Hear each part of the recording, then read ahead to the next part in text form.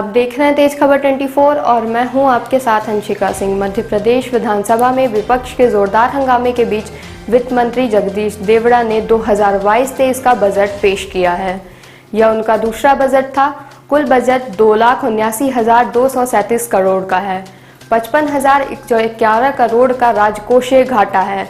Budget में सरकारी कर्मचारियों के लिए बड़ी घोषणा की गई है। सरकार ने महंगाई भत्ता DA 11% बढ़ाकर 31% कर दिया है। इससे 7.5 लाख कर्मचारियों को फायदा होगा। शिक्षा पर फोकस करते हुए 13,000 नए टीचर्स की भर्ती की घोषणा की गई है। MBBS की सीटों की संख्या 2035 से बढ़ाकर 3250 की जाएंगी, यानी टोटल 1215 सीटें बढ़ेंगी। नर्सिंग की सीटें 50 और बढ़ाकर 320 की जाएंगी। गृह विभाग में 6000 आरक्षकों की भर्ती होगी। बजट की खास बात यह रही कि इस बार कोई भी नया टैक्स नहीं लगाया गया है। यदि हम रीवा जिले की बात करें तो रीवा के गोविंदगढ़ किले को निजी निवेशकों को सौंपने की तैयारी की गई है। हालांकि इसके पहले भी एक बार इसी तरह का विचार किया जा चुका है, लेकिन कुछ कारणवश निजी निवेशक पीछे हट गए। इस बार प्रदेश में पहली बार चाइल्ड बजट पेश किया गया, लेकिन इसे अलग नहीं लाया गया। चाइल्ड बजट 27,792 करोड़ का है। वित्त मंत्री ने बजट भाषण में इसका जिक्र किया। उन्होंने कहा कि 12 साल से कम उम्र के बच्चों को इसके तहत सुविधाएं दी जाएंगी। आज ये मध्य प्रदेश शासन द्वारा बजट पेश किया 2,80,000 करोड़ का, क्या राय है? क्या किस तरीके से देखते हैं इस बजट को? बजट में देखने लायक कुछ है ही नहीं। बिंद की धरा और विकास के मॉडल की सारे लोग बात कर रहे हैं, तो एक ही बार गोविंदगढ़ का किला कितनी बार दिया जाएगा? उस बजट पे एक है कि भोपाल का ताजमहल, रीवा का गोविंदगढ़ का किला, तो गोविंदगढ़ का किला पिछले 15 साल से लगातार देने की बात हो रही है। इससे पहले भी दिया जा चुका है और देने के बाद वो टेंडर निरस्त क्यों हो गया, ये हमें आज तक आम जनमानस को पता नहीं चला। गायों के लिए गौशाला हम संचालित कर नहीं पा रहे हैं। उसमें एक लाइन है, गायों के लिए नई योजना बनाई जाएगी। अरे भाई 17 साल से आपकी सरकार है, केंद्र में भी आपकी सरकार। अब योजनाओं को मूर्त रूप देने का समय है कि योजना बनाने का समय है? आपने बिजली बिल को माफ करने की कोरोना में बात कही थी, और इधर बिजली बिल की बढ़ोतरी चालू है।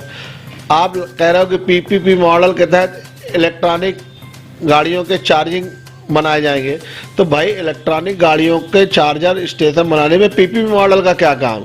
हिंदुस्तान पेट्रोलियम जब गैस की एजेंसी देती है या पेट्रोल पंप देती है या भारत पेट्रोलियम देती है, तो जो भी व्यक्ति उस पर पार्टिसिपेट करता है, 1 या 2, 3 लोग, उसकी लोकेशन के आधार पे जो है पंप अलॉटमेंट हो जाए। इसमें PPP मॉडल का क्या काम?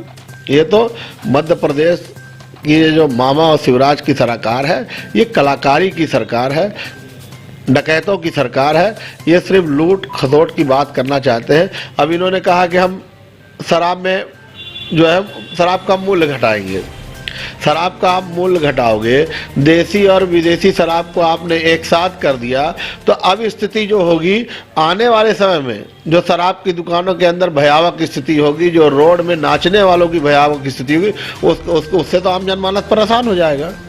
तो ये हिंदुस्तान और मध्य प्रदेश की जनता को मोदी अमामा डमरू की तरह जो है नचाने का काम कर रहे हैं। ये डमरू की तरह देने का कोई काम नहीं कर रहे हैं। प्रदेश के मुखिया शिवराज सिंह चौहान का कहना है कि ये प्रदेश को अर्थव्यवस्था बढ़ाने वाला बजट है।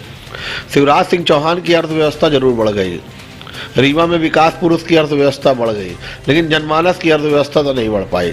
आज के ही दैनिक भास्कर और सारे पेपरों में लिखा है कि 15 लाख लोग बेरोजगार हो गए। ये आज बजट पेश होना है। आज फ्रंट पेज की अखबारों की न्यूज है कि मध्य प्रदेश के बेरोजगार जो थे वो और बेरोजगार हो गए, उनको रोजगार नहीं मिला। ये फ्रंट पेज की खबर है और आज बजट पेश हो रहा था। ये तो आज ही मध्य प्रदेश शासन द्वारा बजट पेश किया गया है, क्या देखते हैं आप लोग? क्या राय है व्यापारियों की कि क्या मिला नहीं मिला कुछ? व्यापारियों के हित में तो है नहीं बजट। व्यापारियों को हर साल भी इस बार भी निराशा ही होना पड़ेगा। ऐसा लगा था कोरोना काल के बाद मुख्यमंत्री जी या वित्त मंत्री जी व्यापारियों के लिए सोचेंगे, अलग से पैकेज निकाल के व्यापारियों को मदद मिलेगी, पर ऐसे निराशा हाल लगी।